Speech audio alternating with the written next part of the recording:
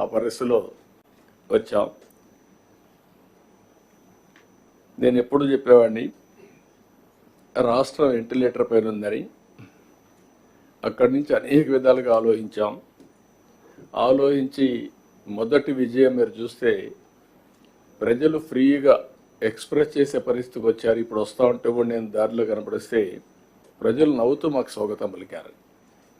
అంటే నవ్వుతూ స్వాగతం పలుకుతున్నారంటే దట్ ఇండికేట్స్ ఈరోజు మేము బాగున్నాం, భవిష్యత్తు పైన నమ్మకం ఉంది, మీరు జాగ్రత్తగా పనిచేయమని మమ్మల్ని హెచ్చరిస్తున్నారు. ఈ విషయం మీరు గుర్తుపెట్టుకోవాల్సిన అవసరం ఉంది. అయితే చాలా సవాళ్ళు ఉన్నా మీరు చూసినప్పుడు మీకు కూడా కలెక్టర్స్కి ఏమైనా జీతాలు వచ్చాయి. మీరు అప్పుడు కలెక్టర్స్ లేరు కాబట్టి మీకు తెలియదు, కానీ సీనియర్ ఆఫీసర్స్ కూడా మొదటి తారీఖు జీతాలు రాలేదు. అక్కడి నుంచి జీతాలు మొదటి తారీఖు ఇస్తున్నాం, పెన్షన్లు మొదటి తారీఖు ఇస్తున్నాం. ఎవరైతే వర్క్ చేసిన ఎక్స్ ఎంప్లాయీస్కి కూడా, రిటైర్డ్ ఎంప్లాయీస్ కూడా పెన్షన్స్ అన్ని ఇవ్వగలిగాం. అదే సమయంలో డిపార్ట్మెంట్స్ అన్నీ కూడా డీఫంక్ట్ అయిన డిపార్ట్మెంట్స్ అన్నీ కూడా కరెక్ట్ చేసి మళ్ళా దారిలో పెట్టే పరిస్థితికి వచ్చాం. అదే సమయంలో మీరు ఒకసారి చూస్తే రాష్ట్ర భవిష్యత్తును దెబ్బతీసే విధంగా అనేక తప్పులు జరిగాయి. నాకు కూడా ఆవేదన ఉంది, బాధ ఉంది, కసి ఉంది, కోపం ఉంది. కానీ అదే సమయంలో జాగ్రత్తగా చేయకపోతే ఇంకా డిమారలైజ్ అయ్యే పరిస్థితి వస్తుంది. కాబట్టి నేను ఎక్కడా కాంప్రమైజ్ కాను. Be clear all of you. మీలో కూడా సమర్థత పెంచుకోవాలి. తప్పు చేసిన వాడిని మాత్రం ఎట్టి పరిస్థితిలో చట్ట ప్రకారం శిక్షించాలి. తప్పులు జరగకుండా చేసే బాధ్యత ఈ అధికార యంత్రాంగం పైన ఉంది. ఆ విషయం మీరు అందరూ నోట్ చేసుకోవాల్సిందిగా మరొకసారి మిమ్మల్ని అందరినీ కోరుతున్నాం. ఎందుకంటే మన బ్రాండ్ దెబ్బతినింది 5 ఏళ్ళు. బయట పోతే అవహేళన చేసే పరిస్థితికి వచ్చారు. అదే మళ్ళీ 6 నెలల్లో ప్రపంచం మొత్తం 1 by 1 మళ్ళీ వచ్చే పరిస్థితికి వచ్చారు. అంటే దీనికి కారణం విశ్వసనీయత, నమ్మకం. ఆ నమ్మకం ఉన్నప్పుడు పెట్టుబడులు వస్తాయి, డెవలప్మెంట్ జరుగుతుంది. ఆటోమేటిక్గా చాలా వరకు మనం అనుకున్న లక్ష్యాలు నెరవేర్చే పరిస్థితికి వస్తాం. అయితే ఇక్కడ నేను ఇటీవల కాలంలో మాట్లాడుతున్న స్పీడ్ ఆఫ్ డూయింగ్ బిజినెస్ అని. స్పీడ్ ఆఫ్ డూయింగ్ బిజినెస్, గవర్నమెంట్లో స్పీడ్ ఆఫ్ డూయింగ్ బిజినెస్ లేకపోతే వ్యాపారాల్లో స్పీడ్ ఆఫ్ డూయింగ్ బిజినెస్ రాదు. మీరు కూడా వేగాన్ని పెంచాలి, స్పీడ్ పెరగాల్సిన అవసరం ఉంది. డెసిషన్ మేకింగ్ కూడా వన్స్ పాలసీ నిర్ణయించామంటే, మేము రాష్ట్రంలో అనేక రాష్ట్రాలుంటే ఆ రాష్ట్రాలతో కంపేర్ చేసుకుని మన రాష్ట్రానికి పెట్టుబడులు ఏ విధంగా రావాలో పోటీ పడుతున్నాం. ఒక ఇన్వెస్ట్మెంట్ వచ్చింది, వాళ్ళు నెట్వర్క్ చేస్తున్నాం. ఈరోజు అమెరికాకు పోయి గూగుల్ ఆఫీసులో కూర్చోవాల్సిన అవసరం లేదు మనకు. ఎందుకు వెళ్తున్నాం? వాళ్ళని అట్రాక్ట్ చేయడానికి. ఈ ఊరు కాకపోతే పెట్టుబడిదారులకి ఇంకొక ఊరు అవుతుంది. కానీ అలాంటప్పుడు మనం కూడా ప్రోయాక్టివ్గా ఉంటే వస్తారనే ఉద్దేశంతో ఇవన్నీ చేస్తున్నాం. ఇక్కడ మీరు కూడా, నేను మిమ్మల్ని ఒకటే కోరుతున్నా, మీరు కూడా అలాంటి కలెక్టర్స్ అంతా మీరు పోటీ పడాలి. క్లియర్ కట్గా ఎస్టాబ్లిష్ చేస్తున్నాం. ఏ కలెక్టర్ పర్ఫార్మెన్స్ మీ నాయకత్వంలో మీ జిల్లాలో ఏం జరిగిందో చాలా స్పష్టంగా ఎస్టాబ్లిష్ చేస్తున్నాం. It is opportunity for you, it is a challenge for you to prove. ఈ విషయం మీరు గుర్తుపెట్టుకోవాల్సిందిగా మిమ్మల్ని అందరినీ మరొకసారి కోరుతున్నాం. అయితే మీరు, మేము అందరం సమీక్ష చేసుకోవడానికి ఈ మీటింగ్ పెట్టుకున్నాం. నేను ఇంత మునిపే చెప్పాను, ముఖ్యమంత్రిగా 4వసారి నేను. కానీ మొట్టమొదటిసారి ఈరోజు నేను ఇబ్బందులని చూస్తున్నా. మామూలు ఇబ్బందులు కాదు, ఊహించని ఇబ్బందులు ఈరోజు రాష్ట్రంలో చూసే పరిస్థితికి వచ్చాం. ఇప్పుడే ఫైనాన్స్ మినిస్టర్ చెప్తున్నాడు, 10 లక్షల కోట్ల రూపాయలు బకాయిలు, 1 లక్ష కోట్ల రూపాయలు దగ్గర ఇంకా బిల్స్ పే చేయాలి. ఇంకొక పక్కన ఆదాయం కూడా తగ్గిపోయే పరిస్థితి. ఎప్పుడు కూడా అభివృద్ధి జరిగితే అభివృద్ధి వల్ల సంపద వస్తుంది, సంపద వల్ల గవర్నమెంట్కి ఆదాయం వస్తుంది, మళ్ళీ ఇది ఒక సైకిల్. ఇది అది టోటల్గా మిస్ అయ్యే పరిస్థితి వచ్చింది. 10 లక్షల కోట్ల రూపాయలకి ఇప్పుడు బారో చేయాలన్నా ఎఫ్ఆర్బిఎం పర్మిట్ చేసే పరిస్థితి లేదు. ఇంకొక పక్కన మీరు ఒకసారి చూస్తే భవిష్యత్తును కూడా అన్ని డిపార్ట్మెంట్లు అప్పులు తీసుకొచ్చారు. అవన్నీ ఒక పక్క అయితే 14th finance commission, 15th finance commission 2 కమిషన్లు వచ్చాయి బైఫర్కేషన్ అయిన తర్వాత. 14th ఫైనాన్స్ కమిషన్ 14 నుంచి అమలులోకి వచ్చింది, 14-15 నుంచి ఆ ప్రాంతంలో. ఆ తర్వాత 15th కమిషన్ ఫైనాన్స్ కమిషన్ వచ్చింది. ఇంత తెలివి కూడా విచిత్రమైన తెలివి వీళ్ళకు.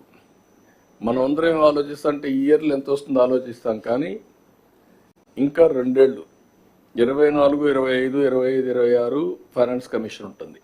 తర్వాత కొత్త ఫైనాన్స్ కమిషన్ రిపోర్ట్ ఇవ్వాలి, గవర్నమెంట్ యాక్సెప్ట్ చేయాలి, దాని ప్రకారం మనకు డబ్బులు ఇస్తారు. 14th ఫైనాన్స్ కమిషన్ 22,112 కోట్లు మనం తీసుకుంటే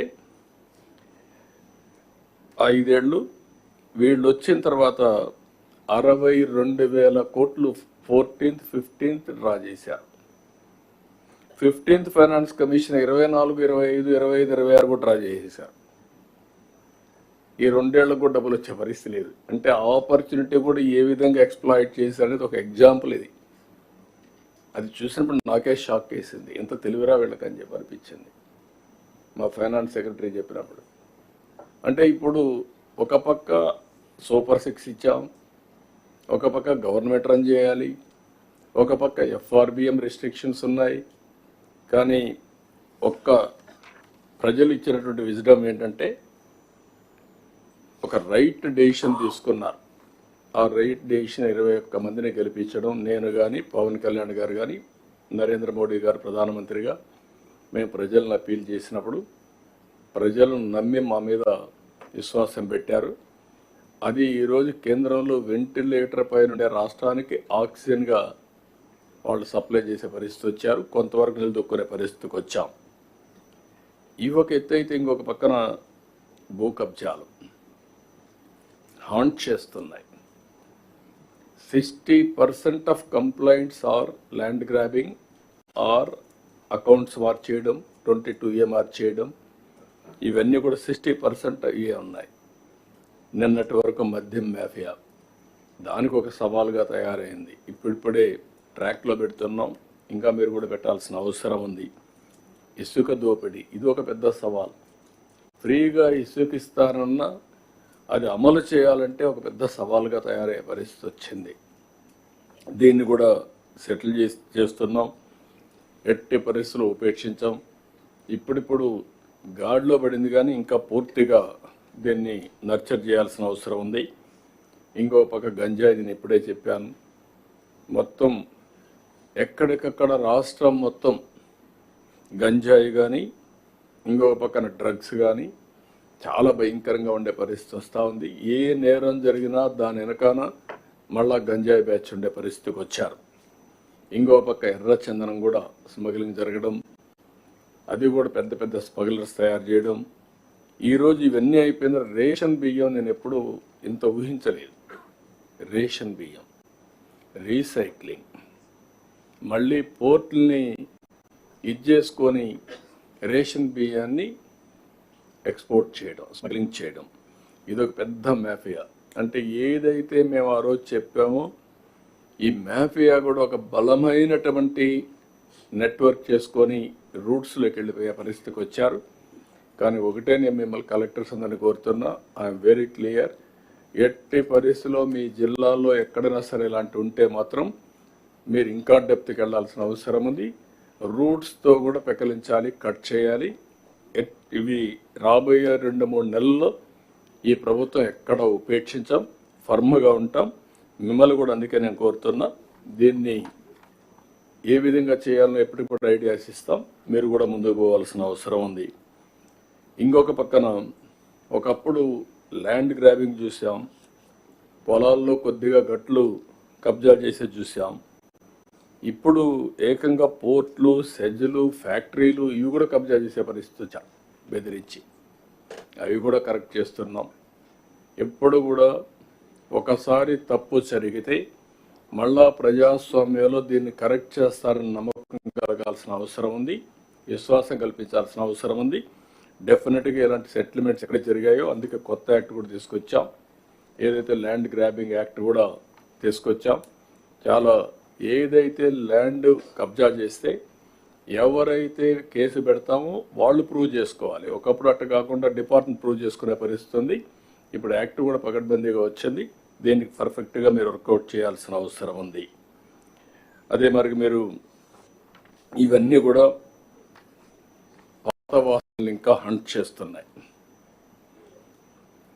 ఇంకా కూడా అక్కడక్కడ నేను కూడా ఎంత మ్యాక్సిమం ప్రయత్నం చేసినా ఒక డిసిసివ్గా ముందుకు పోయిన ఒక చీఫ్ మినిస్టర్గా అక్కడక్కడ ఇంకా నాకు కూడా తెలియకుండా కొన్ని చేసే పరిస్థితికి వస్తున్నారు. Direction is very clear. మీరు ఒకటే చెప్తున్నాను, ఒకవేళ అలాంటి వాళ్ళు ఉంటే మీరు కూడా అదే ఫర్మ్గా ఉంటే తప్ప, డిటర్మెంట్గా ఉంటే తప్ప టోటల్ సిచ్యువేషన్ కంట్రోల్ కాదు. ఇప్పటికి కూడా ఎనఫ్ టైం అయింది, 6 నెలలు అయింది. Year after words I don't want to spare any small event కూడా, అది కూడా మీరు గుర్తుపెట్టుకోవాల్సిన అవసరం ఉంది. ఇది కూడా ఒకటేసారి అన్ని చేయలేం కాబట్టి చాలా డీటెయిల్డ్గా వెళ్ళాం. 7 వైట్ పేపర్స్ని పబ్లిసైజ్ చేశాం. అక్కడి నుంచి మొత్తం కరెక్ట్ మెషర్స్ పెట్టాం. కడాన గవర్నమెంట్ ఆఫ్ ఇండియా ఇచ్చిన డబ్బులన్నీ కూడా డైవర్ట్ చేస్తే ఆ డైవర్ట్ చేసిన డబ్బులంతా కూడా ఇప్పుడిప్పుడే గవర్నమెంట్ ఖర్చు పెట్టి మళ్ళీ యూసీలు ఇచ్చి మళ్ళీ డబ్బులు తీసుకొచ్చే పరిస్థితికి వచ్చాం. ఇంకొక పక్కన జిఎస్టిపి కూడా మీరు ఒకసారి చూస్తే మనం అది కూడా ఈరోజు మీతో మాట్లాడుతున్నాం. ఆ డీటెయిల్స్ కూడా ఒకసారి మీతో డిస్కస్ చేస్తాను. ఇంకొక పక్కన ఒక 20 పాలసీలు తీసుకొచ్చాం. విజన్ 2047 డాక్యుమెంట్ తీసుకొచ్చాం. మీరు కూడా విజన్ తయారు చేశారు, జిల్లాలకు కానీ మండలాలకు కానీ మీరు కూడా తయారు చేశారు. ఇందులో ఇండస్ట్రియల్ డెవలప్మెంట్ పాలసీ తీసుకొచ్చాం, MSME policy, food processing policy, electronic policy, private park policy, clean energy policy, semi conductor policy, drone policy, data centre policy, smart policies, green energy, ఇవన్నీ కూడా తీసుకొచ్చాం.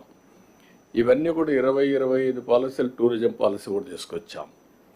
అంటే పాలసీ డాక్యుమెంట్ ఇచ్చాం, అదే మాదిరిగా విజన్ డాక్యుమెంట్ ఇచ్చాం, process ఏం చేయాలనో బ్రాడ్గా గైడ్లైన్ ఇచ్చాం, కర్మయోగి ద్వారా ట్రైనింగ్ కూడా ఏ విధంగా చేయాలి, ఆన్లైన్ ఆఫ్లైన్ ట్రైనింగ్ కూడా తీసుకొచ్చాం. ఈ పాలసీస్ వచ్చిన తర్వాత, ఇవన్నీ చేసిన తర్వాత ఒక 4 లక్షల కోట్ల రూపాయలు పెట్టుబడి పెట్టడానికి వచ్చారు. దీనివల్ల ఒక 4 లక్షల మందికి ఉద్యోగాలు వస్తాయి. మేము ఎలక్షన్ ముందు చెప్పాం 20 లక్షల మందికి ఉద్యోగాలు ఇచ్చే బాధ్యత తీసుకుంటున్నాం. ఆ డైరెక్షన్లో మనం ముందుకు పోతున్నాం. అమరావతి సెట్ చేశాం. దగ్గర గవర్నమెంట్ ఆఫ్ ఇండియా 15,000 కోట్ల రూపాయలు ఇచ్చారు. నరేంద్ర మోడీ గారు అయితే పూర్తిగా సహకరించి 15,000 వాళ్ళు ఇచ్చారు. ఇంకొక 11,000 బయట కూడా 16,000 కోట్లు వేరే ఇన్స్టిట్యూషన్ దగ్గర డబ్బులు తీసుకునే పరిస్థితికి వచ్చాం. ఇప్పటికే ఒక 31,000 కోట్ల రూపాయలు అమరావతికి ఫైనాన్స్ మొబిలైజ్ చేశాం. అల్టిమేట్గా 50,000 కోట్లు కావాలి బిగినింగ్లో. దానికి కూడా ఏం చేయాలో వర్కౌట్ చేస్తున్నాం. ఇంకొక పక్కన పోలవరం నిర్మాణానికి 12,157 కోట్ల రూపాయలు కేంద్రం ఆమోదించింది, శాంక్షన్ చేశారు. 2027కు పూర్తి చేయడానికి ఒక టైం బౌండ్ ప్రోగ్రాం పెట్టాం. దీనికి కూడా చాలా క్లియర్గా ఎవ్రీ మంత్ ఏం చేయాలనో ఇచ్చిన తర్వాత ఎట్టి పరిస్థితుల్లో 27కు పూర్తవుతుంది. ఇంకొక పక్కన మీరందరూ కూడా చాలా సిస్టమేటిక్గా పేదల సేవలో పింఛన్లు ఇచ్చే కార్యక్రమానికి శ్రీకారం చుట్టాం. 64 లక్షల మందికి ఎలాంటి ఇబ్బంది లేకుండా ఇంటికి వెళ్ళి పింఛన్ ఇస్తున్నాం. ఇంకొక పక్కన ఎవరైనా సరే ఆ పింఛన్ ఇచ్చేటప్పుడు వాళ్ళ మనుషులు ఎవరన్నా భర్త చనిపోతే భార్యకు ఆటోమేటిక్ ఇచ్చే పరిస్థితి తీసుకొచ్చాం. 1 నెలలో తీసుకోకపోతే 3 నెలలు క్యారీ చేసే పరిస్థితి, 3 నెలలకు కలిసి ఒకటేసారి ఇచ్చే పరిస్థితి కూడా తీసుకొచ్చాం.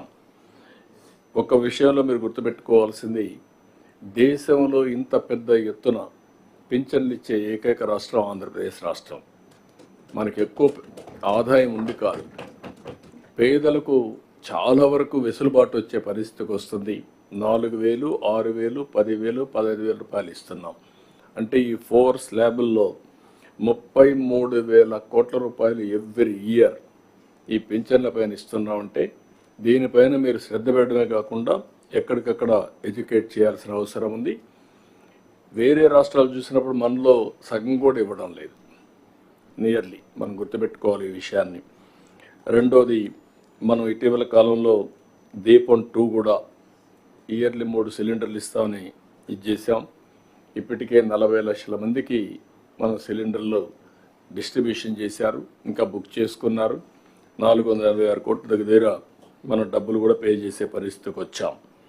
ఇంకొక పక్కన మీరు ఒకసారి చూస్తే ఒకే రోజు నరేగా పనులు డిప్యూటీ సీఎం ఆ రోజు ఒక ఇంట్రెస్ట్ తీసుకున్నారు.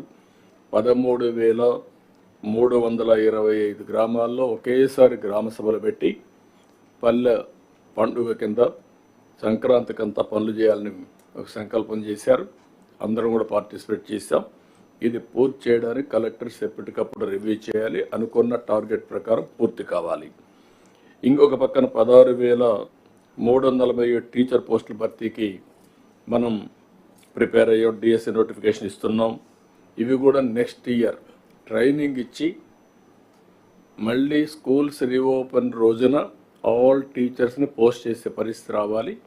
దీనికి కూడా మీరు శ్రీకారం చుడాల్సిన అవసరం, దీన్ని కూడా వర్కౌట్ చేసుకోవాల్సిన అవసరం ఉంది. మొన్ననే మీరు చూస్తే 43,000 స్కూల్స్లో 1,20,00,000 మంది పేరెంట్స్ అందరినీ పిలిపించి మెగా పేరెంట్స్ టీచర్స్ ఈవెంట్లు క్రియేట్ చేశారు.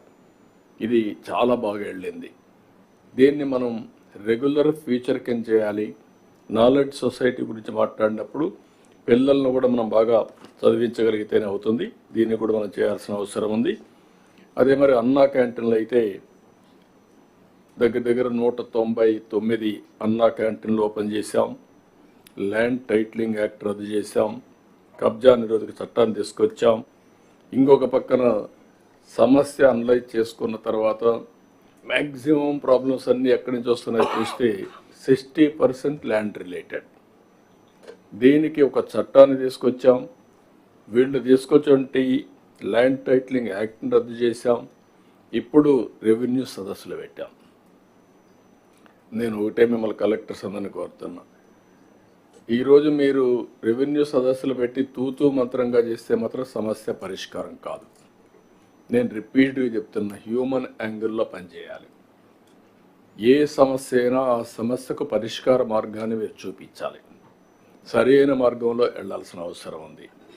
ఇక్కడి నుంచి ఇంకొక ఆఫీసర్కి పంపించినంత మాత్రాన సమస్య పరిష్కారం కాదు. చాలా దిక్కల్లో నేను చూశాను, క్వాలిటేటివ్ డిస్పోజల్ లేదు. నిన్న కూడా నేను 2 hours కూర్చున్నాను. ఓన్లీ పబ్లిక్ గ్రీవెన్సెస్ రెడ్రెస్ల పైన 2 hours కూర్చున్నాను. అంత మునుపు 4-5 గంటలు కూర్చున్నాం. We're breaking our heads. Only 4 డిపార్ట్మెంట్లు 90% ఉన్నాయి. Revenue 60%, law and order another 15-20%, అక్కడి నుంచి Panchayati Raj and also municipal administration.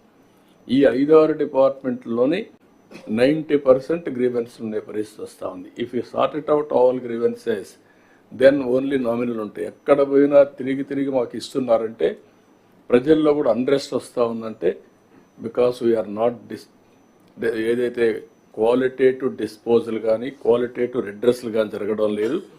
దీన్ని కూడా మీరు ఫ్రాంక్గా చెప్పండి, what is your problems. We're prepared to listen to you. అల్టిమేట్గా ఫైనాన్షియల్ ప్రాబ్లమ్స్ ఎట్టి పరిస్థితుల్లో 100% సార్ట్అవుట్ చేయాలి. ఎక్సెప్ట్ కోర్టులో ఉండి ఇది సాల్వబుల్ కాదు అనుకున్నట్టు తప్ప ఏదో ఫారెస్ట్ ల్యాండ్ నాకు పట్టాయమంటే మనం ఇవ్వలేం. అలాంటి కోరికలు కాకుండా జెన్యూన్గా ఉండే ప్రతి ఒక్క సమస్యకు పరిష్కార మార్గం చూపించాల్సిన బాధ్యత మన మీద ఉంది. అది సార్ట్అవుట్ అయితే చాలామంది గవర్నమెంట్ ఆఫీసర్ రావడం తగ్గుతారు. ఎన్నో సంవత్సరాలుగా తూతూ మంత్రంగా జరుగుతున్నాయి మన యొక్క గ్రీవెన్స్ డిస్పర్సల్ అన్నీ. ఫైనల్గా నేను అనుకోవడం ఏంటంటే, ఒకసారి ఇది పెడితే ఏ సమస్య అయినా పరిష్కారం కాకపోతే ఎందుకు కాలేదు కూడా రికార్డు ఉండాలి. ఎవరు వచ్చినా మనం చెప్పే పరిస్థితిలో ఉండాలి. ఏ లెవెల్లో అయినా అదే వర్తిస్తుంది. అకౌంటబిలిటీ కూడా తీసుకొస్తాం. ఫైనాన్స్కి వచ్చినప్పుడు మన ఆర్థిక పరిస్థితిని బట్టి అర్హులందరికీ ఏ విధంగా ఇవ్వాలో దానికి కూడా ఇది చేస్తాం. అందులో కూడా చూస్తే ఇండివిజువల్గా ఉంటాయి, కమ్యూనిటీకి ఉంటాయి. Will prepare accordingly, will give clarity for all of you. ఇది అయిన తర్వాత ఇంకొక పక్కన మీరు చూస్తే ఇటీవల ధాన్యం సేకరణ కూడా చాలా బాగా చేస్తున్నారు. దానికి కూడా చాలా స్పష్టంగా మనం 15 లక్షల మెట్రిక్ టన్నులు ఇప్పుడు ధాన్యం సేకరించగలిగాం. 48 గంటల్లోనే డబ్బులు ఇచ్చే పరిస్థితికి వచ్చాం. దానిపైన కూడా చాలా 3 కండిషన్స్ పెట్టాం. ఏదైతే లారీలు లోడింగ్ అన్లోడింగ్ ఎడ జరుగుతూ ఉంది, తేమను బట్టి ఏ విధంగా వాళ్లకు ఎంఎస్పి ఇచ్చారు, అదే సమయంలో 48 అవర్స్లో క్యాష్ వేసారో లేదు చూస్తున్నాం. ఇప్పుడు ఇంప్రూవ్ అయింది. ఇంకొక 10% అక్కడక్కడ కంప్లైంట్స్ ఉన్నాయి. అవి కూడా మనం సార్ట్అవుట్ చేయాల్సిన అవసరం ఉంది. ఇంకొక పక్కన 5 ఏళ్లలో పూర్తిగా నాశనం అయిపోయిన రోడ్లన్నీ ఈరోజు పార్ట్ హోల్ ఫ్రీ రోడ్లుగా ఇది చేస్తున్నాం. 860 కోట్ల రూపాయలు ఇచ్చాం. ఇంకొక 500-600 కోట్లు కావాలంటే అది కూడా శాంక్షన్ చేసే పరిస్థితికి వచ్చాం. సంక్రాంతి నాటికి కనీసం R&B రోడ్లన్నీ కూడా గుంతలు లేని రోడ్లుగా తయారు చేయడం మనందరి బాధ్యత. అదైనా పంచాయతీ రాజ్ రోడ్స్ కూడా ఏం చేయాలో చేస్తామని చెప్పి కూడా నేను మీకు తెలియజేస్తున్నా. ఇక్కడ నేను మిమ్మల్ని అందరినీ కోరేది ఏంటంటే ఒక సిస్టమేటిక్గా collectors conference to collectors conference మీకు అందరికీ ఒక క్లారిటీ రావాల్సిన అవసరం ఉంది. రెండోది, ఇక్కడ ఉండే సీనియర్ అడ్మినిస్ట్రేషన్ మంత్రులు కానీ, ప్రిన్సిపల్ సెక్రటరీస్ కానీ, సెక్రటరీస్ కానీ మీరు క్లియర్ కట్ డైరెక్షన్ ఇచ్చే పరిస్థితి ఉండాల్సిన అవసరం ఉంది. ఎక్కడికక్కడ వర్టికల్ హారిజాంటల్ ఇంటిగ్రేషన్ చేయడం, జవాబుదారితనంతో పనిచేయించడం, ఎవరైనా పని చేయకపోతే వాళ్ళను కూడా పికప్ చేయడం, ఒకవేళ స్టిల్ కానీ మొండికేస్తే అవసరమైతే కొన్ని పనిష్మెంట్ కూడా ఇచ్చి మన సిస్టాన్ని సెట్ చేయాల్సిన అవసరం ఉంది. ఈ విషయం కూడా మీ అందరినీ కోరుతున్నా. దీనికి కొలమానాలు కూడా ఉన్నాయి. అవి కూడా మనం ఒకసారి ఏ విధంగా చేస్తాం మీకు ఒకసారి చెప్తాను నేను. అందుకే ఇప్పుడు మనం ఒక విజన్ డాక్యుమెంట్ కూడా తీసుకొచ్చాం, విజన్ 2047. నేను 2000లోనే విజన్ 2020 తయారు చేసి అప్పుడు ఎగతాళి చేశారు. ఇప్పుడు అందరూ కూడా కన్విన్స్ అయ్యారు. ఆ విజన్ డాక్యుమెంట్ని మనం అమలు చేయడానికి డే ఆఫ్ టుమారో ఇది చేస్తున్నాం. రేపటికి 6 months అవుతుంది. Day of tomorrow vision 2047 inaugurate చేసి అక్కడి నుంచి లాంచ్ చేసి ముందుకెళ్తున్నాం. నేను ఇక్కడ ఒకటే మిమ్మల్ని అందరినీ కోరుతున్నాను, ఈ విజన్ అనేది థియరీ కాదు. ఈ విజన్లో చాలా స్పష్టంగా రాష్ట్రంలో స్పష్టమైనటువంటి టార్గెట్స్ పెట్టుకున్నాం. అదే టార్గెట్స్ని నెక్స్ట్ లెవెల్ డిస్ట్రిక్ట్లో పెట్టాం. దానికి కలెక్టర్స్ రెస్పాన్సిబిలిటీ తీసుకోవాలి. ఆ తర్వాత మండల్, ఆ తర్వాత పంచాయత్, తర్వాత ఫ్యామిలీ, తర్వాత ఇండివిజువల్.